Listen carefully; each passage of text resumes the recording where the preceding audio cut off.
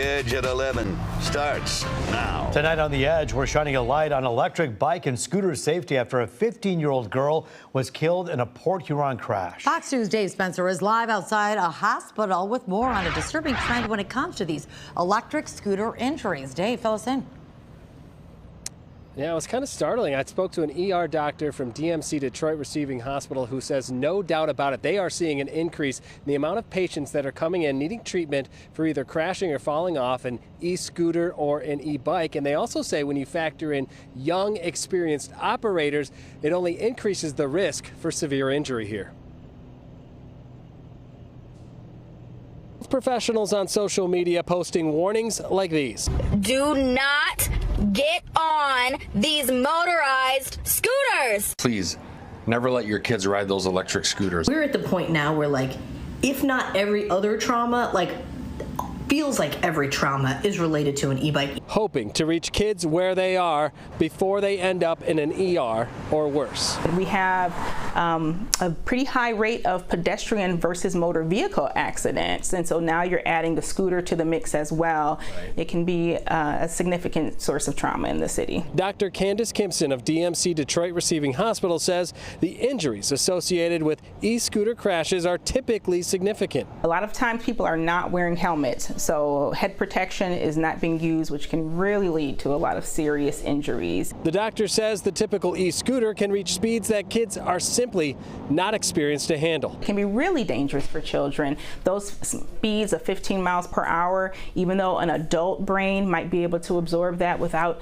necessarily long-term effects, a developing brain, that can be catastrophic. On Monday in Port Huron, police say a 15-year-old girl was driving an electric bicycle at night, going the wrong way down the street and crashed into a vehicle. The 15-year-old was rushed to the hospital but did not survive. Dr. Kimpson says more and more patients are coming to the ER with injuries from e-bikes and e-scooters. We've seen people coming in crashing into other vehicles or just trying to navigate things downtown like the queue line. We've had some people just kind of going over bumps and not knowing how to navigate them. Now, as for the crash involving the 15-year-old, we're told the driver of the vehicle did stay at the scene and is cooperating with police. However, police did not say if the 15-year-old was wearing a helmet or not at the time of the crash. Reporting live in Southfield tonight, Dave Spencer on The Edge. Yeah, you see those electric scooters everywhere, Dave. I mean, kids our age, I mean, the same age as our kids. Do they have to wear helmets? Is it required by law? I know you said you didn't know if this one was in particular wearing a helmet, but what do we know about that? Yeah, I mean, you should be, right? You should be wearing the helmet no matter what age you are. Just the risk is too great to not put that helmet on. As I mentioned in this story, we're not sure regarding that 15-year-old if she was or not. But regardless of that, we should all learn by this example and hopefully put one on and all the protective gear that we could if we're getting on these things. I don't know if you've ever been on one, Taryn, but they are extremely hard to navigate, even if you know what you're doing. Yes, especially even for adults. So it's good to wear the helmet, like you said. And this is obviously a warning for people out there. Thanks, Dave. A tragedy tonight in Canton. A 13-year-old girl is shot and killed in her apartment. The victim's sister speaking out for the first time since her world came crashing down. Fox 2's Jessica Dubnak with more on the person of interest now in custody. It was understandably a very tense scene all day at the Ridgeline Apartments here in Canton as dozens of family members watch investigators try to piece this whole very tragic situation together. We do know that the young victim's 21-year-old older brother is in police custody, named a person of interest. Family members doubled over and crying, learning a 13-year-old girl shot and killed in her apartment. She was amazing. She had like great confidence. Myra was just like a goofball. Christiana's still in shock, losing her little sister, Amira Thomas, Tuesday afternoon at the Ridgeline Apartments off Joy Road near 275 in Canton. And she's just so kind and so sweet. So, how are you feeling right now? That's my baby, you know? Shortly after the shooting, the victim's 21-year-old brother was taken into police custody. Sources say it's believed he was holding the gun that fired the fatal shot. It's possible this was accidental. The family is not speaking on the investigation right now, but want to focus on Amira. This all was unexpected. We was just at my house like last night. We literally was watching movies. Canton Township Deputy Chief Joseph Biley said at a press conference Tuesday afternoon he's concerned that there was an unsecured handgun in the home that led to this. Other than that, details being kept close to the vest for now. What are you gonna miss most? Everything. Again, Canton police are not releasing any more information on this investigation until later this week. We will continue to monitor this case. Reporting in Canton, Jessica Dupnack on The Edge. Well, new details on a deadly gas station shooting on Detroit's west side. Police say they have a person of interest in custody. It happened yesterday morning at the Marathon on Puritan and Fairfield. Witnesses say the gunman got into an argument with someone over snacks, then opened fire. A man and woman were killed and 2 others wounded. Police have not released the name of the person of interest in the case. Make sure you stay with us on air and online for updates. Well, Clinton Township man is set to learn his punishment for shooting and killing an Oakland County Sheriff's deputy. Raymond DeBose pleading guilty today to first-degree murder and felony firearm charges. Prosecutors say he shot and killed Deputy Bradley Reckling last summer while the deputy was investigating a stolen vehicle out of Madison Heights. DeBose faces between 33 and 60 years behind bars. He'll be sentenced next month.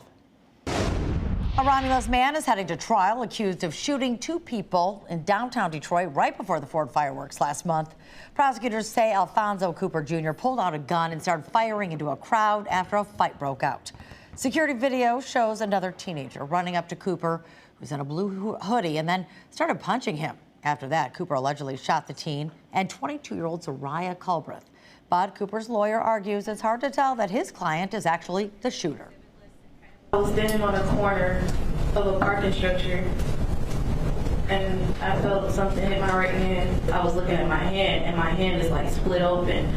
So I'm screaming, I'm jumping around, and I'm trying to get somebody's attention, show them I've been shot. The only thing that the evidence has shown is that my client was punched in the face by somebody else. No video showing him with the gun, no testimony of him being with the gun, nothing, zero, zilch.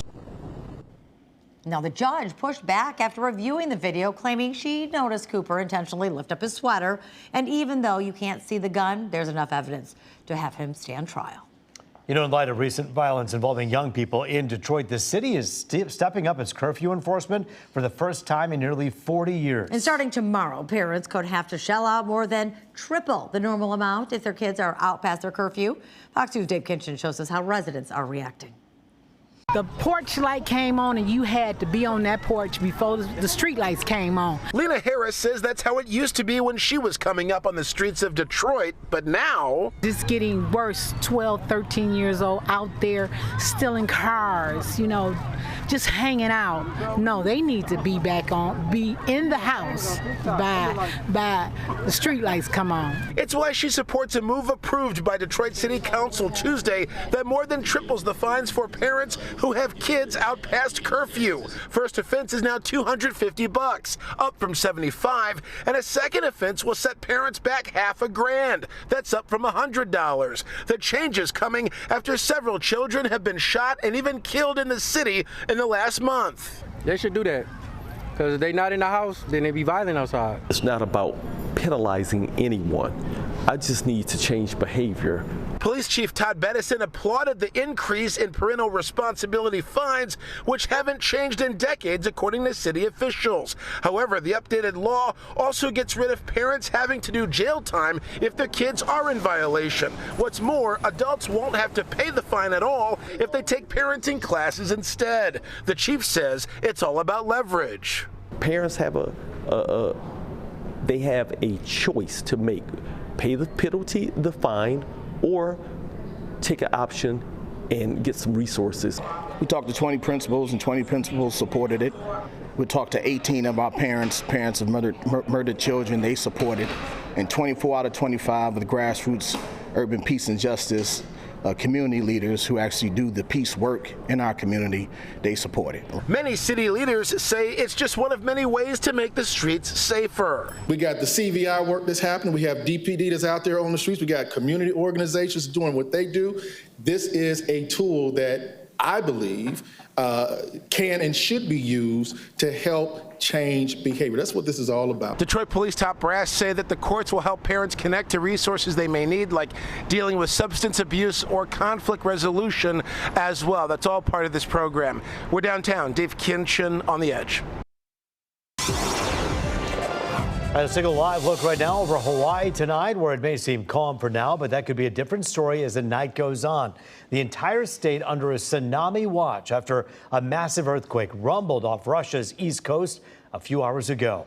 The magnitude 8.8 quake is the strongest since 2011, when a devastating earthquake hit northeast Japan, triggering a deadly tsunami there. Yeah, we have Weather Authority Rich Luderman standing by to keep an eye on those seas tonight, and we know possible tsunamis. What are you seeing there, Rich? Yes, this is all across the Pacific Basin. Now, this earthquake was way up here to the west of the Aleutian Islands, but notice how the tsunami waves can be generated out away from the center. So we have tsunami advisories and alerts for Hawaii, the west coast, for the Aleutians, of course. Even the west coast of Canada has this potential to see the high waves. How about some live pictures from Honolulu? We've been watching a lot of ships getting out of the harbors here, and that's a smart maneuver as people seek higher ground in and around where those tsunami may be possible. 87 for us today, a quiet afternoon in the wake of yesterday's heavy rainfall. Right now, a lot of us in the middle 70s, not much of a breeze out there.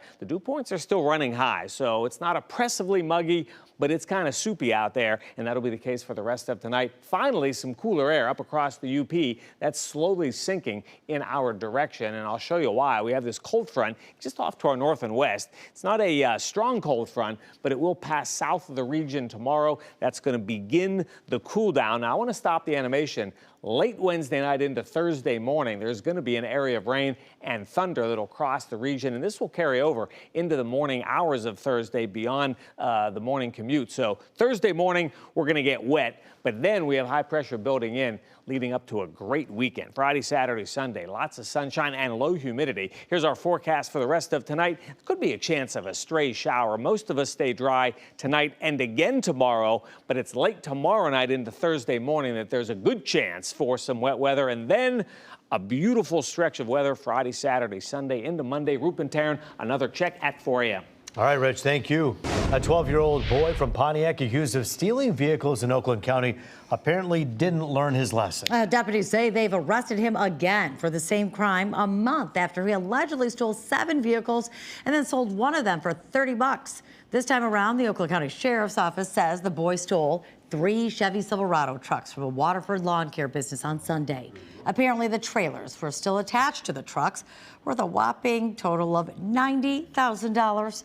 Investigators say they arrested another 13-year-old boy in connection to the thefts after his mom turned him in.